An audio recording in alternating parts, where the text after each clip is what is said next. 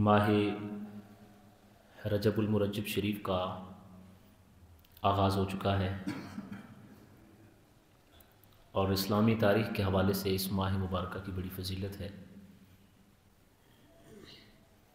और इस महीने में ऐसे ऐसे वाक़यात रूनुमा हुए हैं कि जिनकी वजह से इस माह मुबारक को अहले इस्लाम कदर की निगाह से देखते हैं। इस्लाम की कद आवर शख्सियात का ताल्लुक़ और रब्त भी इस माह मुबारक के साथ है।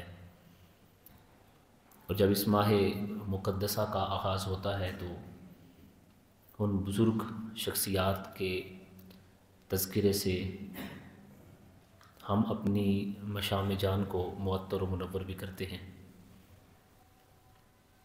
उन बुलंदबख्त, कदावर और खुशनसीब शख्सियात में एक बड़ा नाम सहाबी रसूल हज़रत सैयदना सलमान फ़ारसी रदियल्लाहु ताला अन्हु का है। आज के खुतबा जुम्मतुल मुबारक में हम हज़रत सलमान फ़ारसी रदियल्लाहु ताला अन्हु के ज़िक्र पाक से अपनी रूह और कल्ब को ताज़गी बख्शेंगे और ये दुआ भी करते हैं कि मालिक जल्ल शानहू हमें अस्हाब रसूल सल्लल्लाहु ताला अलैहि वसल्लम व रिदवानुल्लाहि ताला अलैहिम अजमईन के नक्शे कदम पर चलने की तौफीक अता फरमाए। हज़रत सैयदना सलमान फ़ारसी रदियल्लाहु ताला अन्हु ईरान में पैदा हुए। मौजूदा ईरान का जो अस्फ़हान सूबा है, यहाँ आपकी विलादत हुई। आपके अबा व अजदाद आतिश परस्त थे, आग के पुजारी थे, माँ बाप के अकलौते बेटे थे। इस वजह से भले लाड और नाज के अंदर आपकी परवरिश हुई। आपके वालिदैन अकलौता बेटा होने की वजह से आपको घर से बाहर नहीं निकलने देते थे और हर लिहाज से आपका भरपूर ख्याल रखा जाता था। एक उम्र गुजरने के बाद वालिद की तबीयत ख़राब हुई तो एक दिन वालिद ने आपसे कहा कि आप जाकर मेरा कारोबार देख कर आओ, लेकिन यह ख्याल करना कि शाम के वक़्त जल्दी घर आ जाना।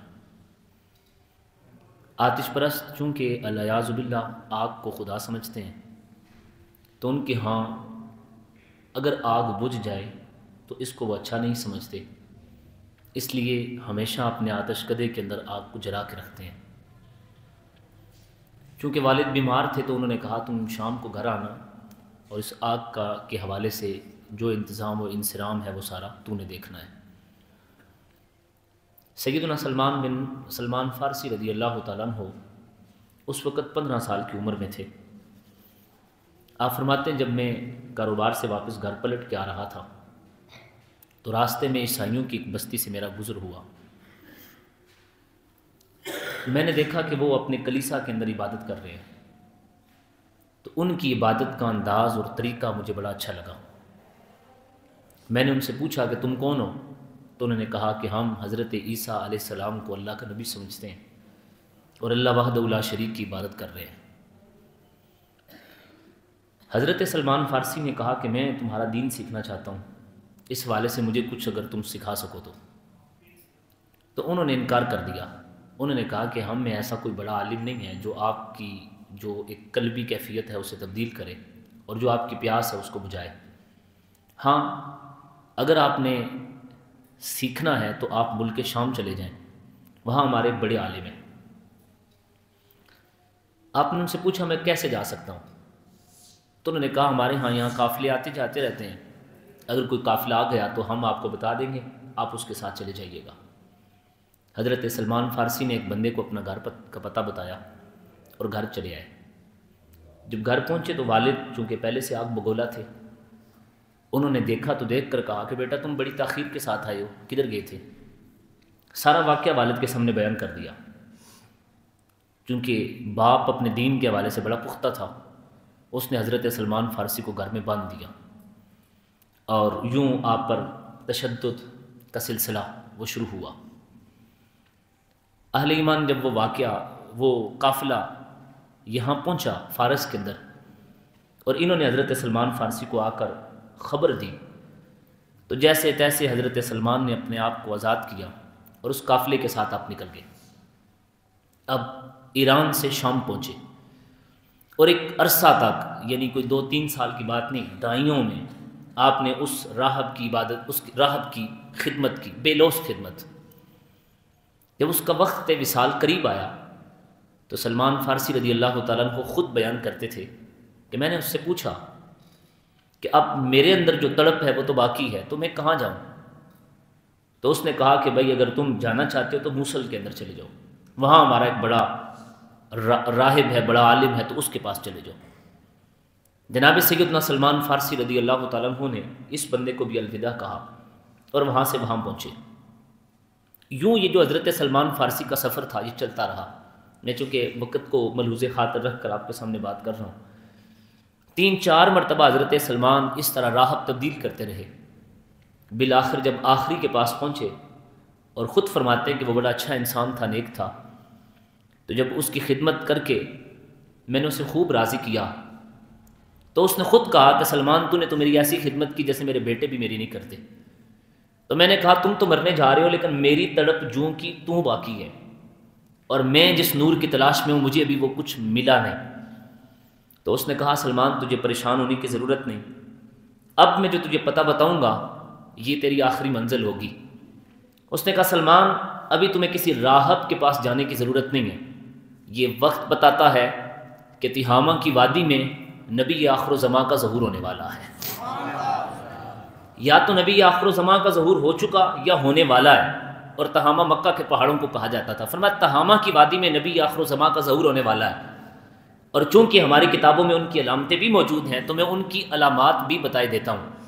اور یہ میں مستدرک للحاکم کے الفاظ آپ کے سامنے پڑھنے لگا ہوں، قصہ کہانی نہیں، حدیث کی کتاب سے آپ کے سامنے رکھ رہا ہوں۔ اس نے کہا کہ سلمان ان اللہ عز وجل یبعث رسولا اسمہ احمد، فرمایا اللہ ایک رسول کو مبعوث فرمانے والا ہے جس کا نام ہوگا احمد، یخرج بتہامہ، وہ تہامہ پہاڑوں کی درمیان جو وادی ہے اس وادی میں مبعوث ہونے والے ہیں، اور ان کی علامت یہ ہے کہ انہ یأکل الہدیہ، اگر تو ان کی بارگاہ میں ہدیہ پیش کرے گا تو وہ کھا لیں گے، وہ اسے قبول کر لیں گے، ولا یأکل الصدقہ، اور اگر تو ان کو جا کر صدقہ دے گا کہ یہ صدقہ ہے اسے قبول کر لیں تو وہ نہیں کھائیں گے، صدقہ قبول نہیں کریں گے۔ اور فرمایا بین کتفیہ خاتم، اور ان کی پشت پر دونوں کندھوں کے درمیان ایک گوشت کا لوتھڑا ابڑا ہوگا اور اس پر مہر نبوت ہوگی، یعنی محمد الرسول اللہ بھی لکھا ہوا ہوگا۔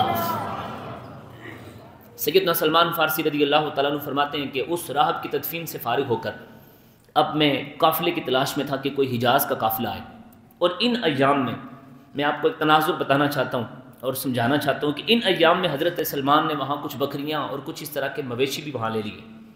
جب قافلہ حجاز کا آیا تو جناب حضرت سلمان نے ان کو کہا کہ میں بھی مکہ جانا چاہتا ہوں، تو تم مجھے ساتھ لے جاؤ گے؟ انہوں نے کہا ہم لے جائیں گے، لیکن اس کے بدلے میں ہمیں تم کیا دو گے؟ تو جناب سلمان فارسی کہنے لگے اے میرا سارا ریوڑی تم لے لو، یہ سب تم لے لو۔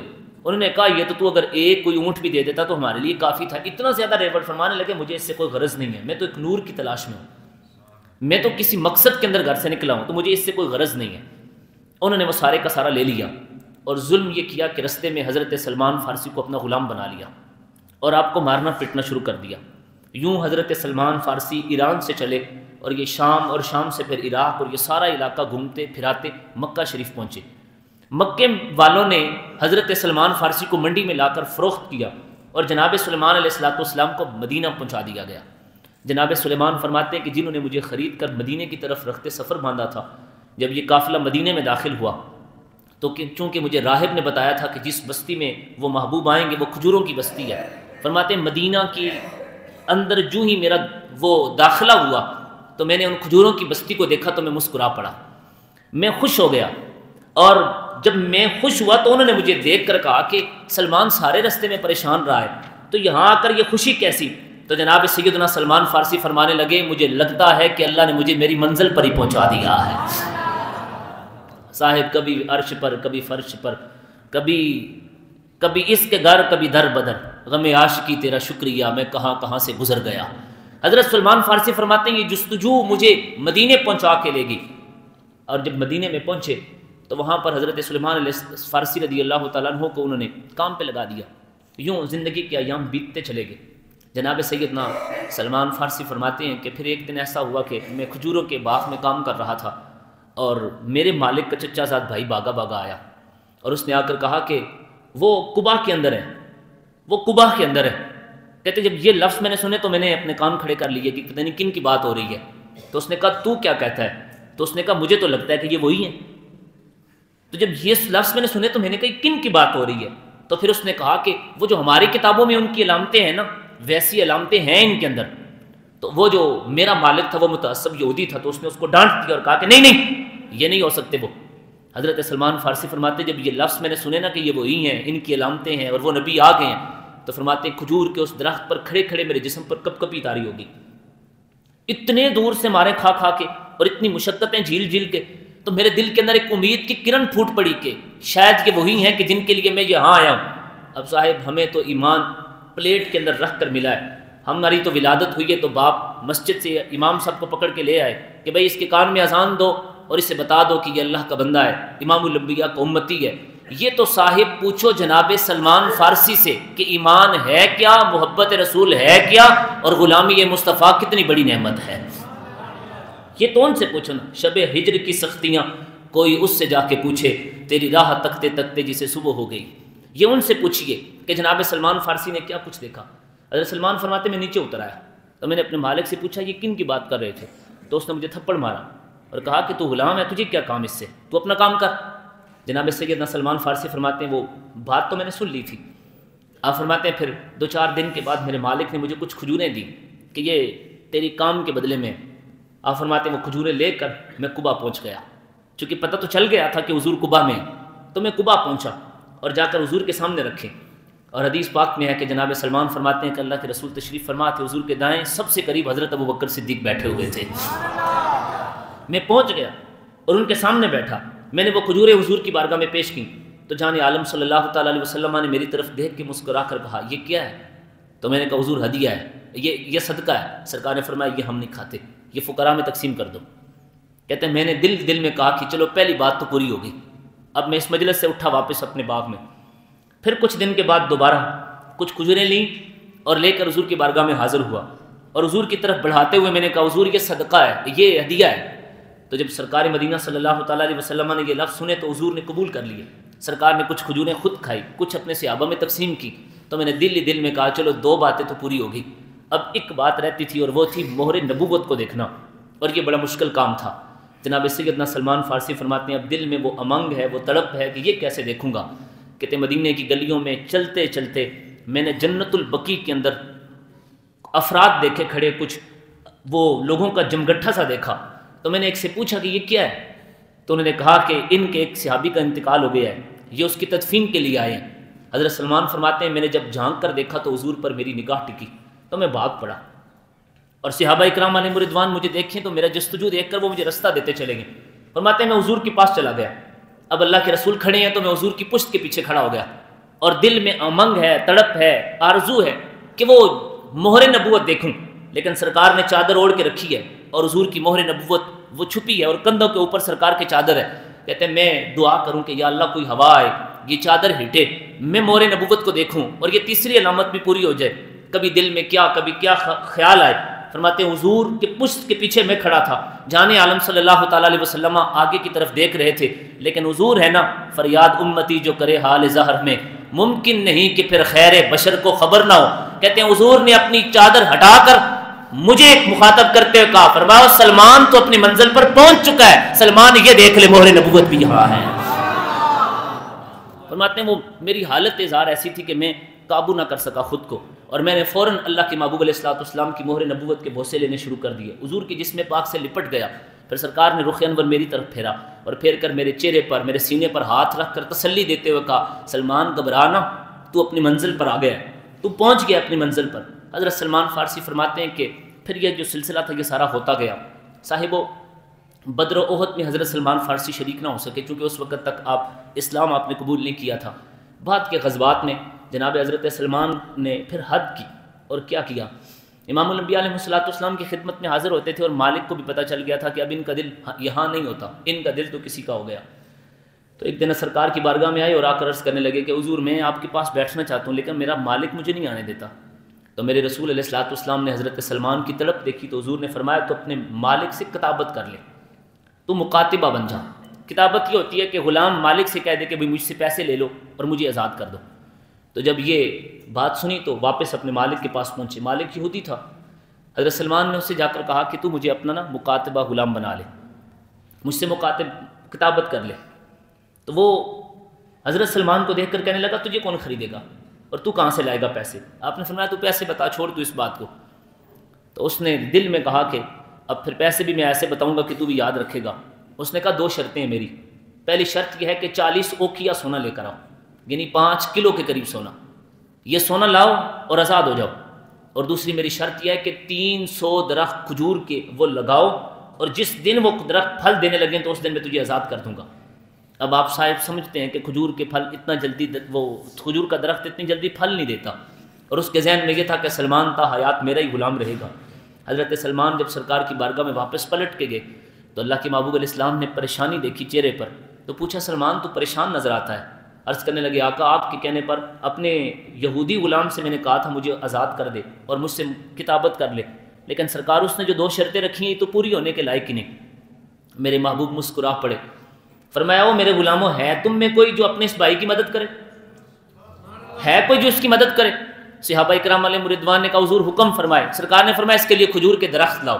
اب کوئی صحابی 10 اٹھا کے لا رہا ہے، کوئی 20 اٹھا کے لا رہا ہے، کوئی 50 اٹھا کے لا رہا ہے۔ جب درخت سارے کے سارے 300 جمع ہو گئے تو میرے محبوب علیہ السلام نے فرمایا سلمان اپنے ان بھائیوں کو لے جا اور گڑھے کھود دو، لیکن درخت لگانا کسی نے نہیں، درخت لگانے کے لیے خود آمینہ کے لال تشریف لائیں گے، درخت نہیں لگانا کسی نے۔ انہوں نے کہا حضور ہم حاضر ہیں۔ سارے گڑھے کھود دیے گئے۔ حضرت سلمان فارسی کے پاس سرکار پہنچے اور حضور نے ہر گڑھے کے اندر خود درخت لگایا۔ ایک روایت میں ہے کہ ایک درخت کے اندر حضرت سلمان کہتے ہیں میں نے خود لگا دیا، ایک گڑھے کے اندر درخت لگا دیا، اور ایک روایت میں ہے کہ جناب سیدنا فاروق اعظم نے ایک گڑھے کے اندر درخت لگا دیا۔ 1 سال گزرا تھا، فرماتے ہیں سارے کے سارے درخت انہوں نے پھل دے دیے، اور یہودی بھی دیکھ کر حیران رہ گیا، لیکن ایک درخت کے ساتھ پھل نہیں لگا۔ تو امام الانبیاء علیہ السلام نے پوچھا سلمان سنا؟ عرض کرنے لگے حضور سارے درختوں کے ساتھ پھل لگ گئے لیکن ایک کھجور کا درخت وہ جیسا تھا ویسا ہی موجود ہے۔ میرے محبوب تشریف لے گئے، حضور نے وہ درخت زمین سے اکھیڑا اور اکھیڑنے کے بعد پھر لگایا، اس درخت نے بھی فوراً پھل دینے شروع کر دیا۔ سرکار نے فرمایا سلمان تو نے ہماری محبت میں اتنا سفر کیا ہے، جہاں سلمان ہم تجھے اس کا اجر بھی عطا فرما رہے ہیں۔ اور پھر وہ جو 40 اوقیہ سونا تھا، اللہ کے محبوب علیہ السلام کی بارگاہ میں تھوڑا سا سونا کسی نے، وہ چھوٹے جو پرندہ ہوتا ہے اس کے انڈے کے برابر سونا سرکار کی بارگاہ میں کسی نے پیش کیا۔ سرکار نے اٹھا کر حضرت سلمان کے ہاتھ پر رکھا، فرمایا جا کر اپنے مالک کو دے دے۔ انہوں نے کہا حضور وہ تو 40 اوقیہ سونا کہہ رہا ہے، 5 کلو سونا۔ اللہ کے محبوب مسکرائے، فرمایا سلمان تو جا کر دے تو صحیح نا، دیکھنا یہ پورا کیسے ہوتا ہے۔ حضرت سلمان کہتے ہیں میں گیا اور میں جا کر توڑ توڑ کر اس کو دیتا چلا گیا، اور وہ 40 کا 40 اوقیہ سونا پورا ہو گیا اور میں آزاد ہو گیا۔ اور صاحب پھر آزاد ہی نہیں ہوئے، یہ شرف بھی 1,24,000 صحابہ میں تنے تنہا حضرت سلمان فارسی کا ہے۔ مکے والوں کے ساتھ آخری جنگ جب لڑی جانے لگی جسے غزوہ احزاب کہتے ہیں اور دوسری روایت میں غزوہ خندق کہتے ہیں، تو اس موقع پر سرکار نے اپنے صحابہ سے مشورہ کیا، صحابہ بتاؤ یہ جنگ کیسے لڑیں چونکہ سارا عرب ہمارے ساتھ مقابلہ کرنے آ رہا ہے۔ تو حضرت سلمان فارسی کھڑے ہوئے، انہوں نے کہا حضور میں نے فارسیوں کو دیکھا ہے کہ اگر وہ کسی فوج سے مقابلہ نہ کر سکیں تو وہ اپنے اور اس فوج کے درمیان خندق کھودتے ہیں، لمبی جناب وہ ایک سرنگ کھود دیتے ہیں تاکہ وہاں کا فوجی اس طرف آ ہی نہ سکے، اور یوں ہم مدینے کا دفاع کر سکتے ہیں۔ میرے محبوب مسکرائے، سرکار نے فرمایا تیری رائے مجھے پسند آئی، اٹھو صحابہ چلو خندق کھودتے ہیں۔ سب نے خندق کھود دی۔ جب خندق ساری کھود کے فارغ ہو چکے نا تو اس وقت مہاجر صحابہ انصار صحابی سارے خوش ہو گئے کہ آج یہ جنگ ہم سے کوئی نہیں جیت سکتا۔ اب مہاجرین بیٹھے اور کہنے لگے سلمان ہمارا ہے، یہ ہمارا ہے، یہ ہمارا مہاجر بھائی ہے۔ انصاری کہنے لگے نہیں نہیں یہ مدینے میں آیا تھا، یہ ہمارا ہے۔ میرے محبوب تشریف لائے۔ اللہ کے رسول نے کہا صحابہ کیا کہتے ہو؟ مہاجر کہنے لگے حضور ہم کہہ رہے ہیں سلمان ہمارا ہے۔ انصاری کہنے لگے حضور ہم کہتے ہیں یہ سلمان ہمارا ہے۔ میرے آقا نے فرمایا مہاجر نہ سلمان تمہارا ہے، انصار نہ سلمان تمہارا ہے، سلمان منا اہل البیت، فرمایا سلمان تو محمد کے گھر والا ہے، سلمان میرے گھر والا ہے۔ اور یہ شرف حضرت سلمان فارسی کا ہے۔ کہ سرکار مدینہ صلی اللہ تعالیٰ علیہ وسلم نے انہیں اپنا گھر والا قرار دیا۔ صاحبان زویت شام سیدنا سلمان بن فارسی کے بڑے بڑے اعزازات ہیں۔ ترمذی کی یہ روایت آپ سنیے اور مچل جائیے، اور ان الفاظ کا اور اس شان کا کوئی مول نہیں ہے، کوئی قیمت نہیں ہے۔ جان عالم صلی اللہ تعالیٰ علیہ وسلم نے فرمایا ان الجنت تشتاق الی ثلاثہ، فرمایا جنت میرے 3 صحابہ کی مشتاق ہے۔ میں اور آپ سارے جنت کے مشتاق ہیں کہ ہم جنت میں جائیں، لیکن محبوب کہتے ہیں جنت بھی میرے 3 صحابہ کے دیدار کی مشتاق ہے کہ وہ کب آئیں گے۔ آقا جی وہ کون ہیں؟ آپ شکریال والو، میں آپ سے توقع یہ کرتا ہوں کہ پھر آپ اس حدیث پاک کے ان الفاظ کا استقبال بھی ایسا کریں گے۔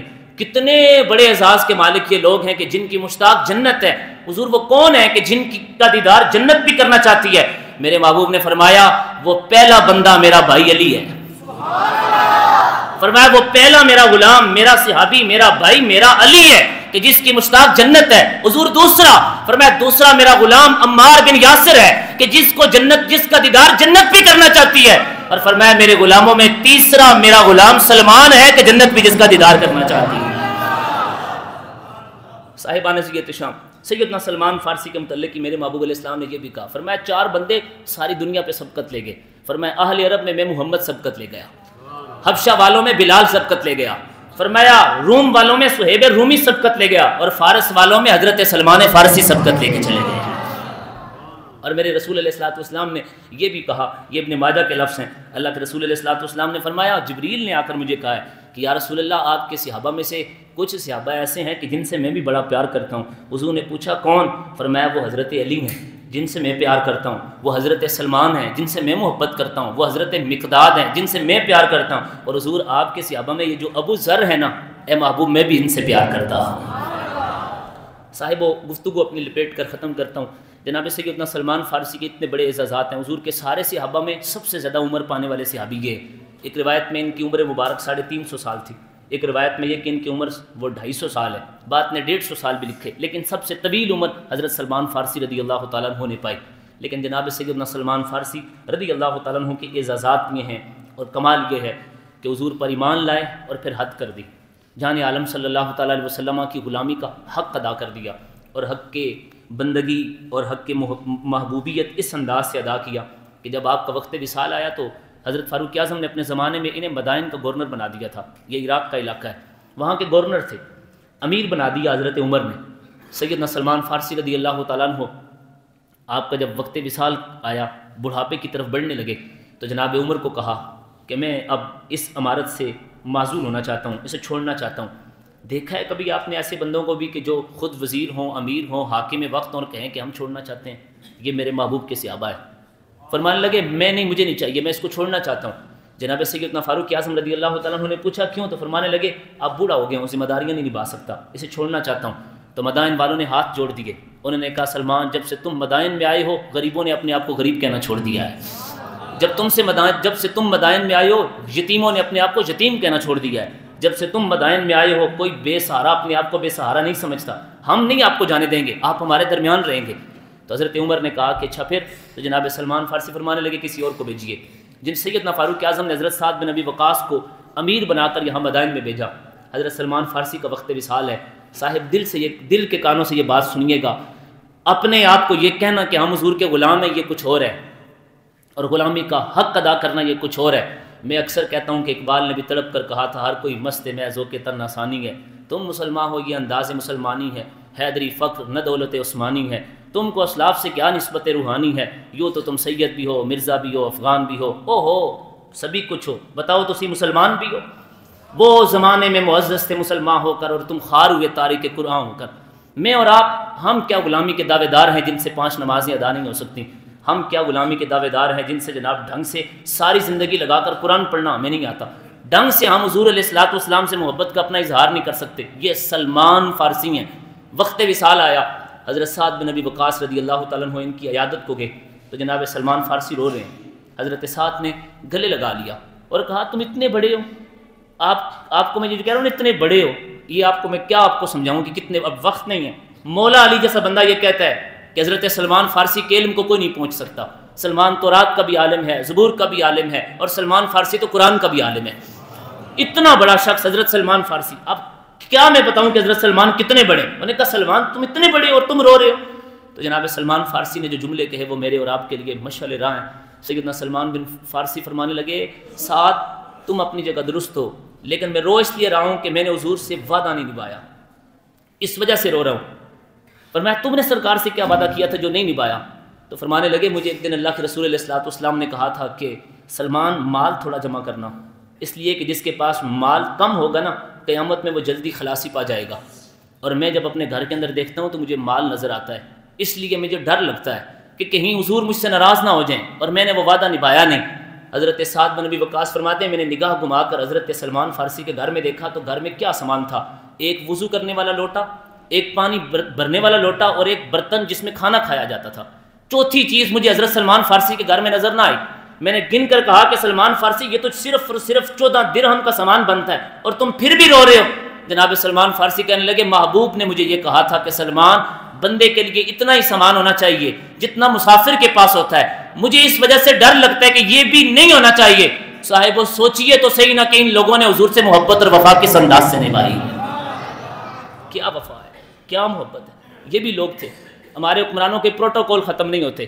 ایک آتا ہے کہتا ہے جی میں پروٹوکول ختم کرنے لگا ہوں، وہ جناب آتا ہے تو پہلے والا اگر 20 گاڑیوں میں گھومتا تھا یہ 50 لے لیتا ہے، وہ پہلے والا اگر 25 میں گھومتا تھا یہ آگے سے جناب 40 لے کے بھاگنا شروع کر۔ یہ گورنر ہیں مدائن کے، اور حضرت سلمان فارسی نکل رہے ہیں، رستے میں چل رہے ہیں۔ ایک بندے نے دیکھا تو دیکھ کر اس نے حضرت سلمان فارسی کی طرف، تو اس نے کہا سلمان بات، اس نے کہا بندے خدا کی بات سن۔ حضرت سلمان پاس چلے گئے، فرمانے لگے بول۔ تو اس نے کہا یہ میرا سامان اٹھا دو میں تھک گیا ہوں۔ جناب سلمان فارسی نے سامان اٹھایا اپنے کندھے پہ رکھا اور چل پڑے۔ جب بازار میں پہنچنے لگے نا تو جو بندہ دیکھے تو وہ کہ السلام علیکم السلام علیکم السلام علیکم۔ تو اس بندے نے محسوس کیا کہ یہ تو کوئی بندہ ذرا کوئی خاص ہے کہ سارے اس کو سلام کر رہے ہیں۔ تو اس نے کہا یہ کون بندہ ہے جس کو تم سارے سلام کرتے ہو؟ تو اس نے کہا تم نہیں جانتے یہ کون ہے؟ انہوں نے کہا نہیں ہم تو نہیں جانتے۔ فرمایا یہ مدائن کا گورنر سلمان فارسی ہے۔ اس بندے نے ہاتھ جوڑ لیا، اس نے کہا حضور مجھے معاف کیجیے، آپ تو صحابی رسول ہیں، معاف کیجیے مجھے، آپ مدائن کے گورنر ہیں۔ حضرت سلمان فرمانے لگے کوئی بات نہیں ہے، معافی تلافی والی کوئی بات نہیں، میں نے یہ جو کام کیا ہے نا یہ اللہ کی رضا کے لیے کیا ہے، میں نے یہ اللہ کی رضا کے لیے، مجھ سے معافی مانگنے کی کوئی ضرورت نہیں ہے۔ اس نے کہا حضور مجھے دے دیجئے۔ فرمایا نہیں، جب اٹھایا تھا تو نیت کی تھی تیرے گھر تک لے کے جاؤں گا، اب تیرے گھر چھوڑ کے ہی آؤں گا۔ صاحب یہ ہے رسول اللہ کے صحابہ۔ اور آخری بات کہہ کے گفتگو سمیٹ رہا ہوں، سیدنا سلمان فارسی اور حضرت عبداللہ بن سلام آپس میں بیٹھ کے گفتگو کرنے لگے۔ عبداللہ بن سلام کا تذکرہ چھیڑوں تو وقت درکار ہے، صحابی رسول ہے اور بہت بڑے عالم ہیں، یہودیوں کے سب سے بڑے عالم تھے۔ گفتگو ہونے لگی تو حضرت سلمان فارسی اور حضرت عبداللہ بن سلام نے آپس میں طے کیا کہ جو پہلے مرے گا دوسرے کو آ کر بتائے گا کہ اللہ کے ہاں سب سے زیادہ بڑی چیز کیا ہے۔ اچانک وہ اتفاقاً حضرت سلمان فارسی کا انتقال پہلے ہو گیا تو حضرت عبداللہ بن سلام کی خواب میں آئے اور خواب میں آ کر کہنے لگے اللہ کے ہاں سب سے جو بڑی چیز ہے نا وہ اللہ پر توکل ہے، سب سے بڑی چیز جس کی قدر و منزلت عند اللہ ہے وہ توکل ہے۔ اور قرآن نہیں کہتا وَمَن يَتَوَكَّلْ عَلَى اللَّهِ فَهُوَ حَسْبُهُ، فرمایا جو اللہ پر توکل کرے اللہ اسے کافی ہے۔